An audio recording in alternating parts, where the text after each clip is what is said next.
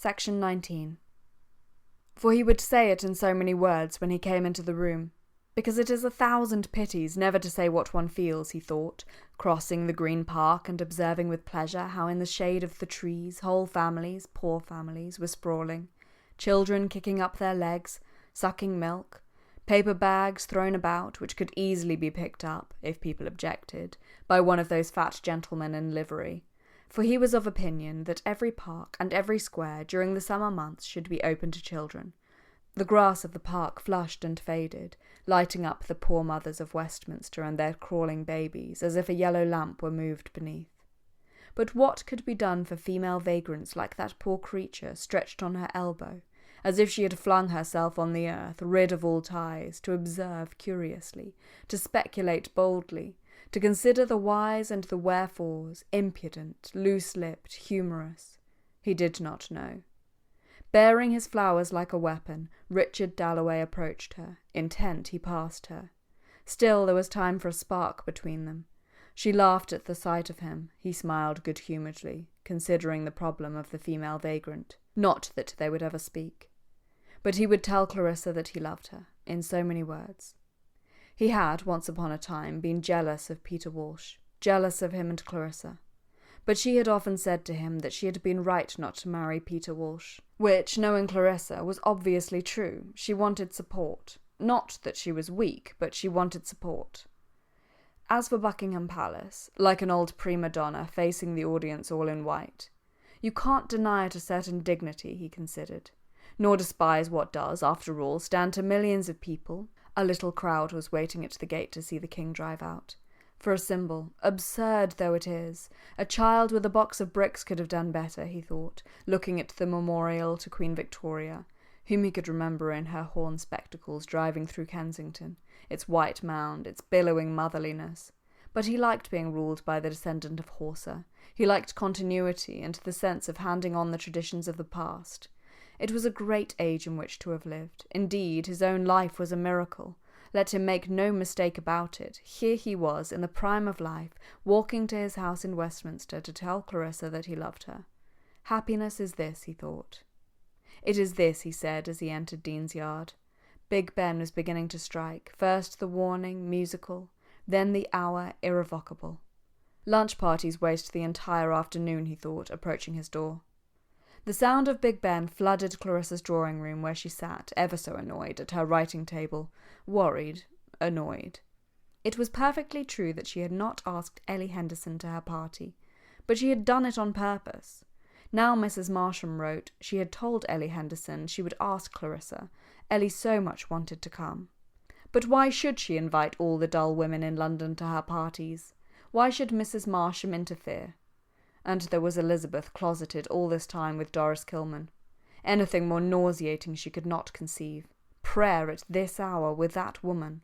And the sound of the bell flooded the room with its melancholy wave, which receded and gathered itself together to fall once more when she heard, distractingly, something fumbling, something scratching at the door. Who at this hour? 3, good heavens! 3 already! For with overpowering directness and dignity the clock struck 3, and she heard nothing else. But the door-handle slipped round, and in came Richard. What a surprise! In came Richard, holding out flowers. She had failed him once at Constantinople, and Lady Bruton, whose lunch parties were said to be extraordinarily amusing, had not asked her. He was holding out flowers, roses, red and white roses. But he could not bring himself to say he loved her, not in so many words. But how lovely, she said, taking his flowers. She understood without his speaking, his Clarissa. She put them in vases on the mantelpiece. How lovely they looked, she said. And was it amusing, she asked? Had Lady Bruton asked after her? Peter Walsh was back. Mrs. Marsham had written. Must she ask Ellie Henderson? That woman Kilman was upstairs. But let us sit down for 5 minutes, said Richard. It all looked so empty. All the chairs were against the wall. What had they been doing? Oh, it was for the party. No, he had not forgotten the party. Peter Walsh was back. Oh yes, she had had him. And he was going to get a divorce, and he was in love with some woman out there, and he hadn't changed in the slightest. There she was, mending her dress. Thinking of Burton, she said. Hugh was at lunch, said Richard. She had met him too, while he was getting absolutely intolerable, buying Evelyn necklaces, fatter than ever, an intolerable ass. "And it came over me, I might have married you," she said, thinking of Peter sitting there in his little bow tie, with that knife, opening it, shutting it. Just as he always was, you know. They were talking about him at lunch, said Richard, but he could not tell her he loved her. He held her hand. Happiness is this, he thought. They had been writing a letter to the Times for Millicent Bruton. That was about all Hugh was fit for. "And our dear Miss Kilman?" he asked. Clarissa thought the roses absolutely lovely, first bunched together, now of their own accord starting apart. "Kilman arrives just as we've done lunch," she said. "Elizabeth turns pink. They shut themselves up. I suppose they're praying." Lord, he didn't like it, but these things pass over if you let them. "In a mackintosh with an umbrella," said Clarissa. He had not said "I love you," but he held her hand. Happiness is this, he thought.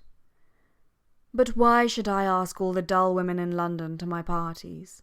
said Clarissa. "And if Mrs. Marsham gave a party, did she invite her guests?" "Poor Ellie Henderson," said Richard. It was a very odd thing how much Clarissa minded about her parties, he thought. But Richard had no notion of the look of a room. However, what was he going to say? If she worried about these parties, he would not let her give them. Did she wish she had married Peter?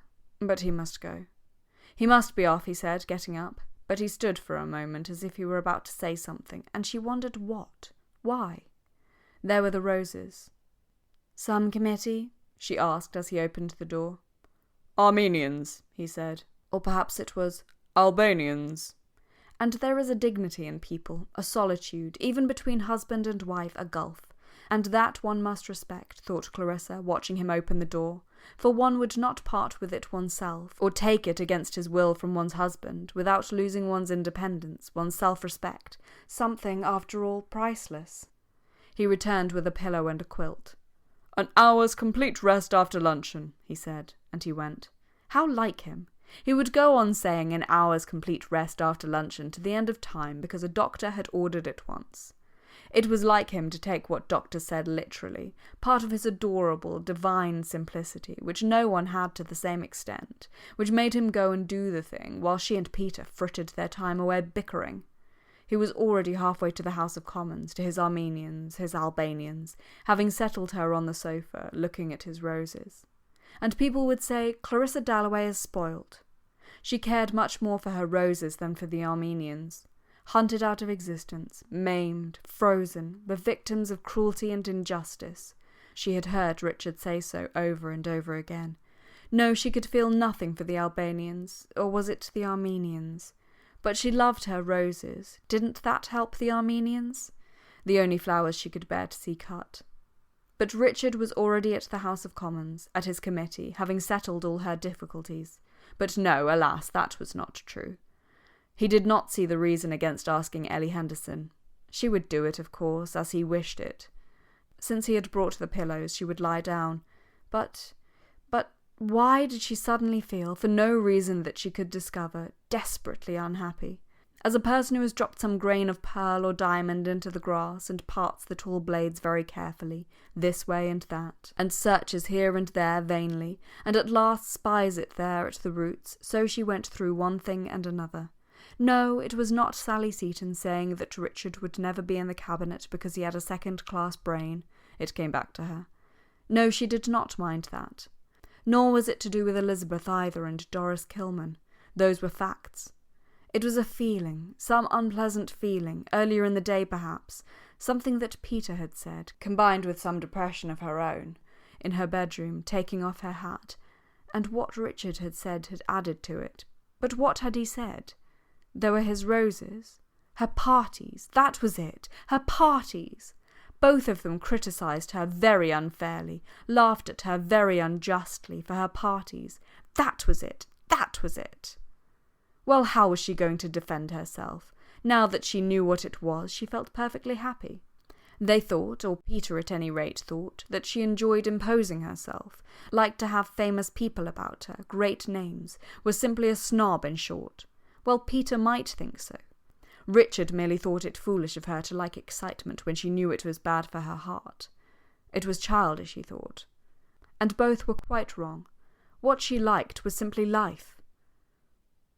"That's what I do it for," she said, speaking aloud to life.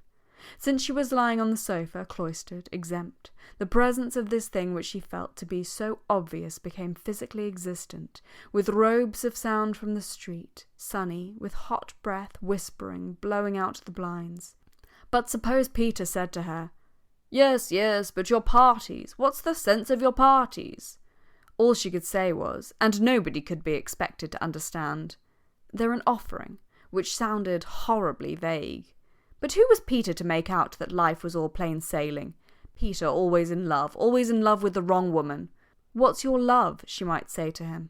And she knew his answer, how it is the most important thing in the world, and no woman possibly understood it.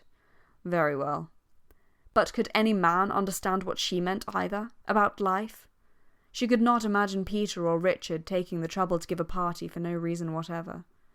But to go deeper, beneath what people said, and these judgments, how superficial, how fragmentary they are. In her own mind now, what did it mean to her, this thing she called life? Oh, it was very queer. Here was so-and-so in South Kensington, someone up in Bayswater, and somebody else, say, in Mayfair. And she felt quite continuously a sense of their existence, and she felt what a waste, and she felt what a pity, and she felt if only they could be brought together. So she did it, and it was an offering, to combine, to create. But to whom? An offering for the sake of offering, perhaps. Anyhow, it was her gift. Nothing else had she of the slightest importance, could not think, write, even play the piano. She muddled Armenians and Turks, loved success, hated discomfort, must be liked, talked oceans of nonsense, and to this day, ask her what the equator was, and she did not know. All the same, that one day should follow another, Wednesday, Thursday, Friday, Saturday, that one should wake up in the morning, see the sky, walk in the park, meet Hugh Whitbread, then suddenly in came Peter, then these roses, it was enough. After that, how unbelievable death was, that it must end, and no one in the whole world would know how she had loved it all, how every instant. Section 20. The door opened. Elizabeth knew that her mother was resting. She came in very quietly. She stood perfectly still. Was it that some Mongol had been wrecked on the coast of Norfolk, as Mrs. Hilbery said, had mixed with the Dalloway ladies perhaps 100 years ago? For the Dalloways, in general, were fair-haired, blue-eyed. Elizabeth, on the contrary, was dark, had Chinese eyes and a pale face, an oriental mystery, was gentle, considerate, still. As a child she had had a perfect sense of humour, but now, at 17, why, Clarissa could not in the least understand, she had become very serious, like a hyacinth, sheathed in glossy green, with buds just tinted, a hyacinth which has had no sun. She stood quite still and looked at her mother. But the door was ajar, and outside the door was Miss Kilman, as Clarissa knew, Miss Kilman in her mackintosh, listening to whatever they said. Yes, Miss Kilman stood on the landing and wore a mackintosh, but had her reasons. First, it was cheap. Second, she was over 40 and did not, after all, dress to please. She was poor, moreover, degradingly poor. Otherwise she would not be taking jobs from people like the Dalloways, from rich people who liked to be kind. Mr. Dalloway, to do him justice, had been kind. But Mrs. Dalloway had not. She had been merely condescending. She came from the most worthless of all classes, the rich, with a smattering of culture. They had expensive things everywhere. Pictures, carpets, lots of servants. She considered that she had a perfect right to anything that the Dalloways did for her. She had been cheated. Yes, the word was no exaggeration, for surely a girl has a right to some kind of happiness. And she had never been happy, what with being so clumsy and so poor. And then, just as she might have had a chance at Miss Dolby's school, the war came, and she had never been able to tell lies. Miss Dolby thought she would be happier with people who shared her views about the Germans. She had had to go. It was true that the family was of German origin, spelt the name Kielman in the 18th century, but her brother had been killed. They turned her out because she would not pretend that the Germans were all villains. When she had German friends, when the only happy days of her life had been spent in Germany, And after all, she could read history. She had had to take whatever she could get. Mr. Dalloway had come across her working for the Friends. He had allowed her, and that was really generous of him, to teach his daughter history. Also she did a little extension lecturing and so on. Then our Lord had come to her, and here she always bowed her head. She had seen the light 2 years and 3 months ago. Now she did not envy women like Clarissa Dalloway. She pitied them. She pitied and despised them from the bottom of her heart as she stood on the soft carpet looking at the old engraving of a little girl with a muff. With all this luxury going on, what hope was there for a better state of things? Instead of lying on a sofa, "My mother is resting," Elizabeth had said. She should have been in a factory, behind a counter, Mrs. Dalloway and all the other fine ladies. Bitter and burning, Miss Kilman had turned into a church 2 years 3 months ago. She had heard the Reverend Edward Whittaker preach, the boys sing, had seen the solemn lights descend, and whether it was the music or the voices, she herself, when alone in the evening, found comfort in a violin, but the sound was excruciating, she had no ear. The hot and turbulent feelings which boiled and surged in her had been assuaged as she sat there, and she had wept copiously, and gone to call on Mr. Whittaker at his private house in Kensington. It was the hand of God, he said. The Lord had shown her the way. So now, whenever the hot and painful feelings boiled within her, this hatred of Mrs. Dalloway, this grudge against the world, she thought of God. She thought of Mr. Whittaker. Rage was succeeded by calm. A sweet savour filled her veins, her lips parted, and standing formidable upon the landing in her mackintosh, she looked with steady and sinister serenity at Mrs. Dalloway, who came out with her daughter. Elizabeth said she had forgotten her gloves. That was because Miss Kilman and her mother hated each other. She could not bear to see them together. She ran upstairs to find her gloves. But Miss Kilman did not hate Mrs. Dalloway. Turning her large gooseberry-coloured eyes upon Clarissa, observing her small pink face, her delicate body, her air of freshness and fashion, Miss Kilman felt, "Fool! Simpleton! You who have known neither sorrow nor pleasure, who have trifled your life away," and there rose in her an overmastering desire to overcome her, to unmask her. If she could have felled her, it would have eased her. But it was not the body. It was the soul and its mockery that she wished to subdue, make feel her mastery. If only she could make her weep, could ruin her, humiliate her, bring her to her knees, crying, "You are right." But this was God's will, not Miss Kilman's. It was to be a religious victory. So she glared, so she glowered. Clarissa was really shocked. This a Christian, this woman. This woman had taken her daughter from her. She in touch with invisible presences, heavy, ugly, commonplace, without kindness or grace. She know the meaning of life. "You are taking Elizabeth to the stores?" Mrs. Dalloway said. Miss Kilman said she was. They stood there. Miss Kilman was not going to make herself agreeable. She had always earned her living. Her knowledge of modern history was thorough in the extreme. She did out of her meagre income set aside so much for causes she believed in, whereas this woman did nothing, believed nothing, brought up her daughter. But here was Elizabeth, rather out of breath, the beautiful girl. So they were going to the stores. Odd it was, as Miss Kilman stood there, and stand she did, with the power and taciturnity of some prehistoric monster, armoured for primeval warfare. How, second by second, the idea of her diminished. How hatred, which was for ideas, not people, crumbled. How she lost her malignity, her size, became second by second merely Miss Kilman, in a mackintosh, whom heaven knows Clarissa would have liked to help. At this dwindling of the monster, Clarissa laughed. Saying goodbye, she laughed. Off they went together, Miss Kilman and Elizabeth, downstairs. With a sudden impulse, with a violent anguish, for this woman who was taking her daughter from her, Clarissa leant over the banisters and cried out, "Remember the party! Remember our party tonight!" But Elizabeth had already opened the front door. There was a van passing. She did not answer. Love and religion, thought Clarissa, going back into the drawing-room, tingling all over. How detestable they are! For now that the body of Miss Kilman was not before her, it overwhelmed her, the idea. The cruelest things in the world, she thought, seeing them clumsy, hot, domineering, hypocritical, eavesdropping, jealous, infinitely cruel and unscrupulous, dressed in a mackintosh coat on the landing, love and religion. Had she ever tried to convert anyone herself? Did she not wish everybody merely to be themselves? And she watched out of the window the old lady opposite climbing upstairs. Let her climb upstairs if she wanted to. Let her stop. Then let her, as Clarissa had often seen her, gain her bedroom, part her curtains, and disappear again into the background. Somehow one respected that old woman looking out of the window, quite unconscious that she was being watched. There was something solemn in it, but love and religion would destroy that, whatever it was, the privacy of the soul.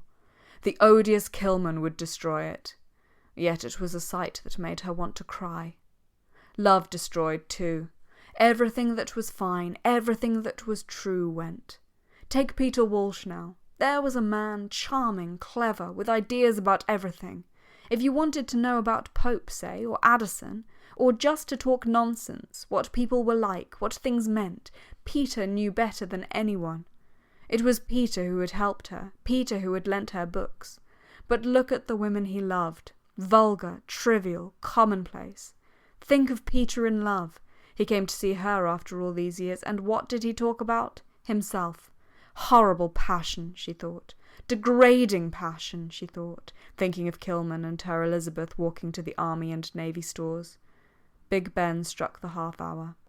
How extraordinary it was, strange, yes, touching, to see the old lady, they had been neighbours ever so many years, move away from the window, as if she were attached to that sound, that string. Gigantic as it was, it had something to do with her.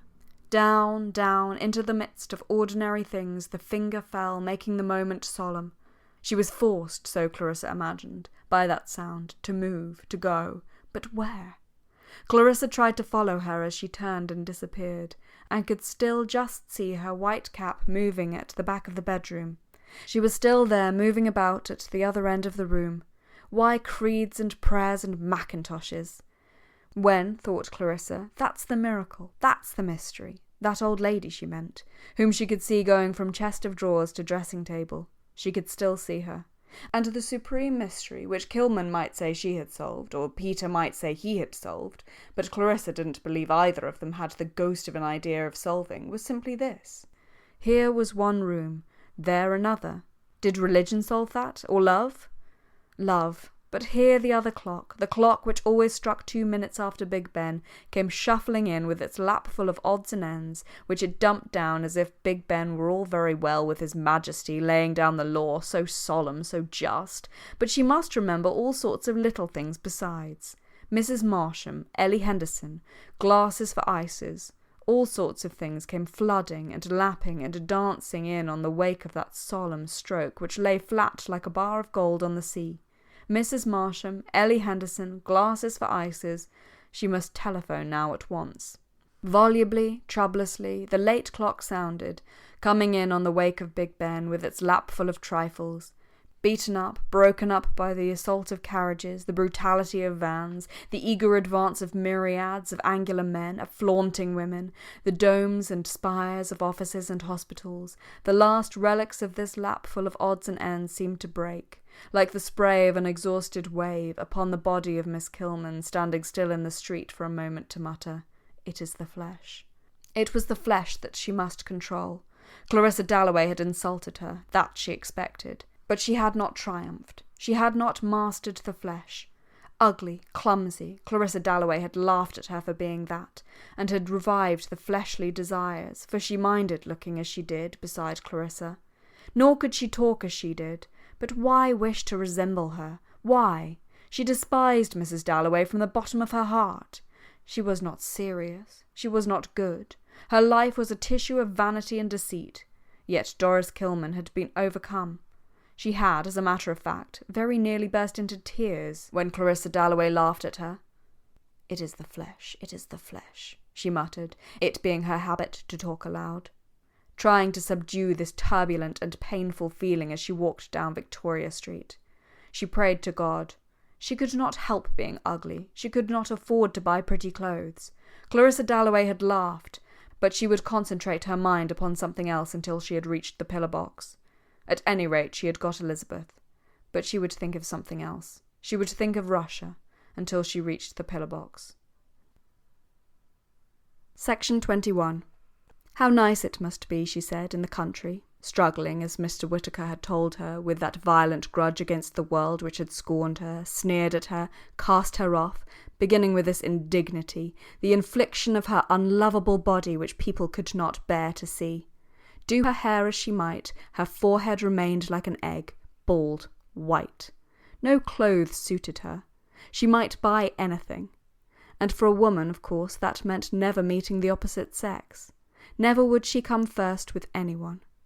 Sometimes lately it had seemed to her that, except for Elizabeth, her food was all that she lived for, her comforts, her dinner, her tea, her hot water bottle at night. But one must fight, vanquish, have faith in God. Mr. Whittaker had said she was there for a purpose. But no one knew the agony. He said, pointing to the crucifix, that God knew.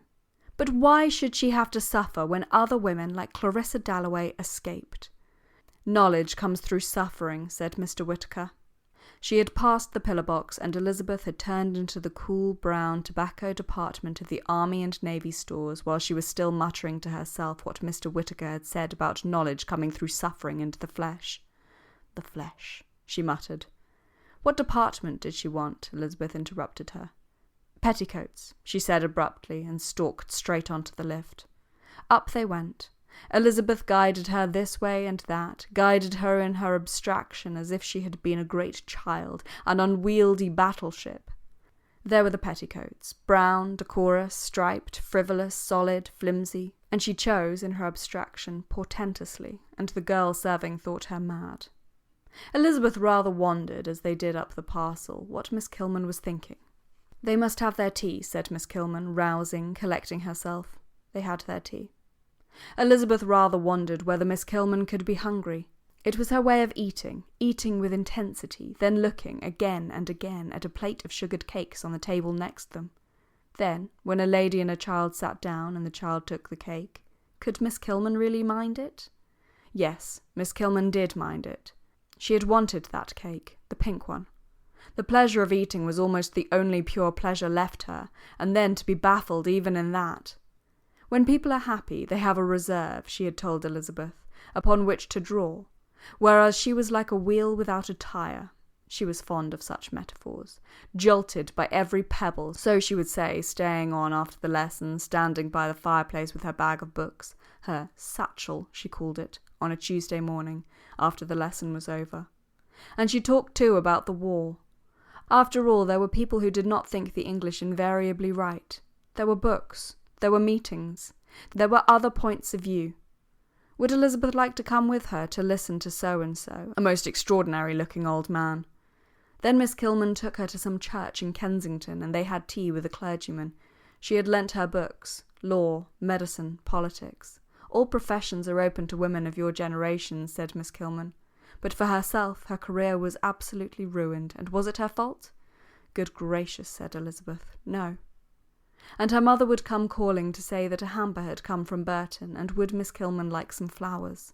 To Miss Kilman she was always very, very nice. But Miss Kilman squashed the flowers all in a bunch, and hadn't any small talk, and what interested Miss Kilman bored her mother, and Miss Kilman and she were terrible together, and Miss Kilman swelled and looked very plain. But then Miss Kilman was frightfully clever. Elizabeth had never thought about the poor. They lived with everything they wanted. Her mother had breakfast in bed every day. Lucy carried it up, and she liked old women because they were duchesses, and being descended from some lord. But Miss Kilman said, one of those Tuesday mornings when the lesson was over, "My grandfather kept an oil and colour shop in Kensington." Miss Kilman made one feel so small. Miss Kilman took another cup of tea. Elizabeth, with her oriental bearing, her inscrutable mystery, sat perfectly upright. No, she did not want anything more. She looked for her gloves, her white gloves. They were under the table. Ah, but she must not go. Miss Kilman could not let her go. This youth that was so beautiful, this girl whom she genuinely loved. Her large hand opened and shut on the table. But perhaps it was a little flat somehow, Elizabeth felt, and really she would like to go. But, said Miss Kilman, I've not quite finished yet. Of course, then, Elizabeth would wait. But it was rather stuffy in here. Are you going to the party tonight? Miss Kilman said. Elizabeth supposed she was going. Her mother wanted her to go. She must not let parties absorb her, Miss Kilman said, fingering the last 2 inches of a chocolate eclair. She did not much like parties, Elizabeth said. Miss Kilman opened her mouth, slightly projected her chin, and swallowed down the last inches of the chocolate eclair, then wiped her fingers and washed the tea round in her cup. She was about to split asunder, she felt. The agony was so terrific. If she could grasp her, if she could clasp her, if she could make her hers absolutely and forever and then die, that was all she wanted.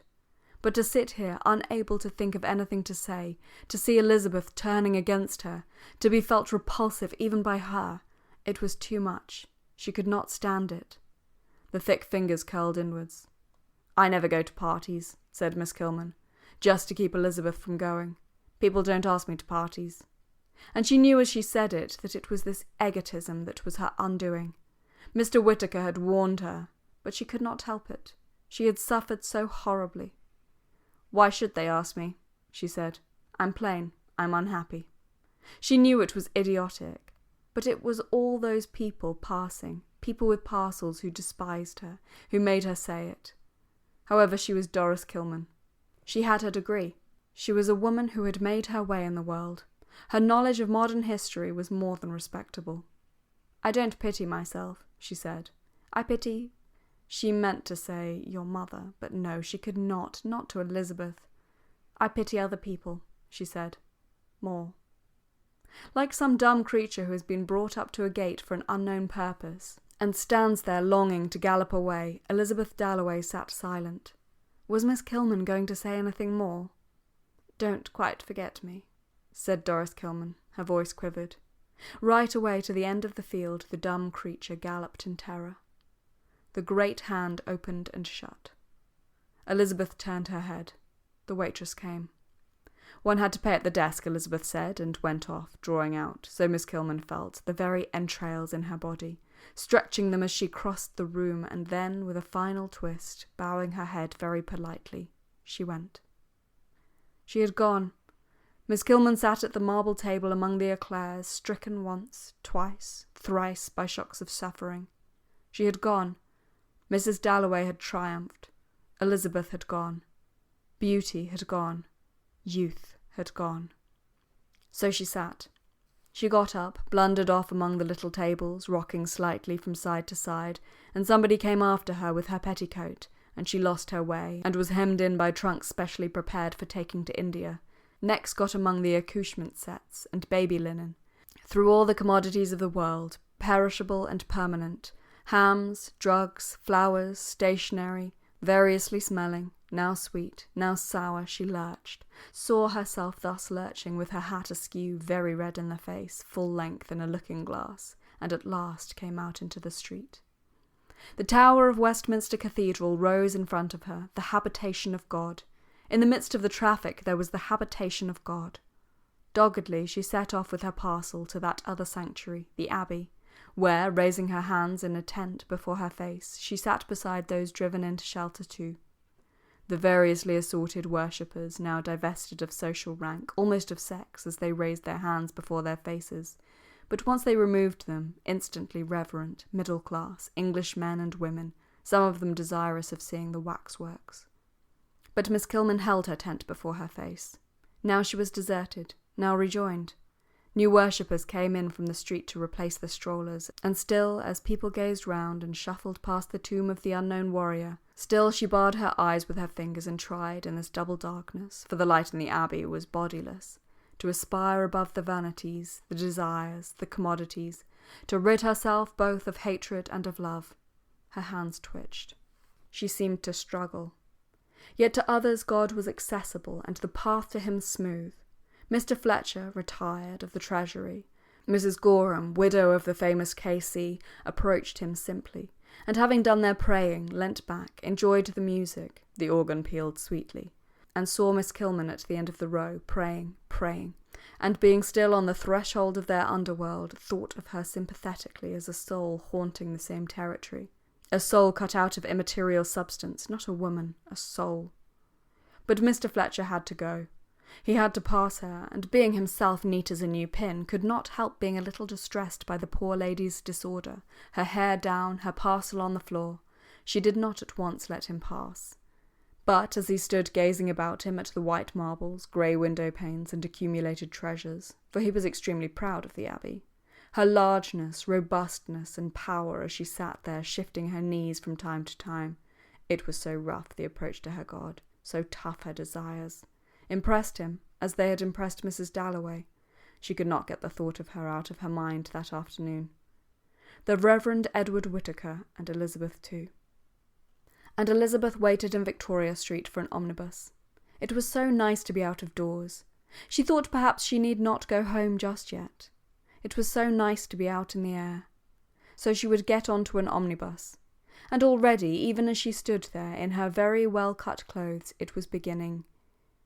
People were beginning to compare her to poplar trees, early dawn, hyacinths, fawns, running water, and garden lilies, and it made her life a burden to her, for she so much preferred being left alone to do what she liked in the country.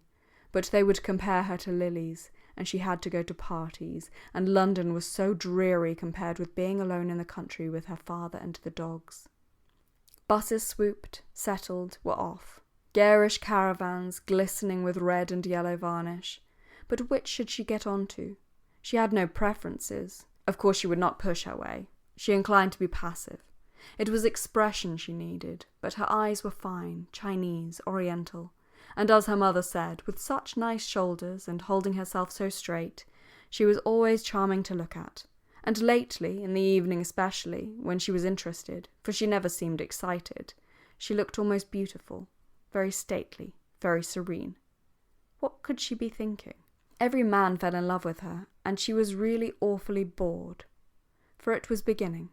Her mother could see that. The compliments were beginning. That she did not care more about it, for instance, for her clothes, sometimes worried Clarissa.